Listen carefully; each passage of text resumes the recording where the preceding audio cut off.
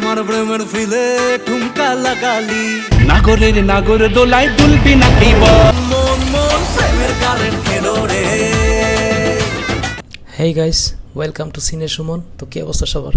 তো দেখে ফেললাম এস রাজামৌলি খ্যাত ডিরেক্টর স্যার এমডি ইকবাল পরিচালিত ও স্বঘোষিত সুপারস্টার রোশান অভিনীত ও বর্তমানের স্বঘোষিত লেডি কুইন বুবলির অভিনীত রিভেঞ্জ মুভির আইটেম নাম্বার কারেন্ট দেখার পর আমার শরীরের কারেন্ট তো আমার মাথায় উঠে গেছে। আমার এই দিক বিদিক অবস্থা।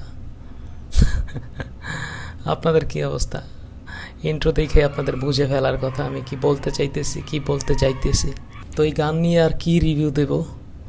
এক কথায় যদি বল, ঢালিউডে বাংলা চলচ্চিত্রে অনেক আইটেম নাম্বার গান, ডান্সের গান অনেক আসছে গেছে, কিন্তু এটা থাকবে সব থেকে বাজে লিস্টে।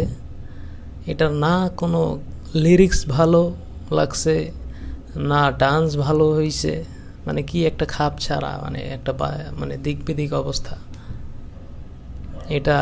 এটা নাকি তুফানের সাথে ক্ল্যাশ করবে এই গান দিয়ে, এই মুভি দিয়ে, এই রিভেঞ্জ দিয়ে।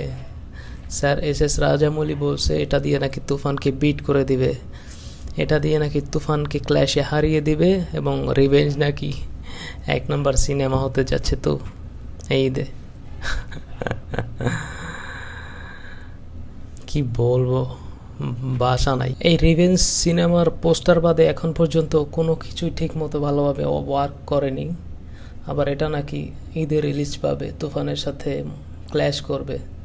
তো আসন্ন ঈদে মুক্তি প্রতীক্ষিত যেই কটা সিনেমা, যেমন ময়ূরাক্ষী, তুফান, লাগে উড়াধরা কিংবা ময়ূরাক্ষীর একটা যে গান রিলিজ হয়েছে, বা এই রিভেঞ্জের যে এই আইটেম নাম্বার কারেন্ট, তো এটা সব থেকে একদম নিচে একদম নিচেই থাকবে।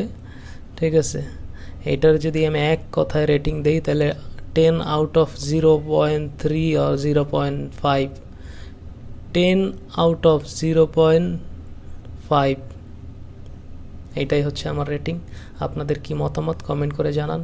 আর ভিডিওটা ভালো লাগলে অবশ্যই আমার কমেন্ট করে আমার ভিডিওটা শেয়ার করে দিবেন, লাইক দিবেন, আর আমার চ্যানেলটা সাবস্ক্রাইব করবেন, পেজটা ফলো করবেন। ধন্যবাদ, বাই, টাটা।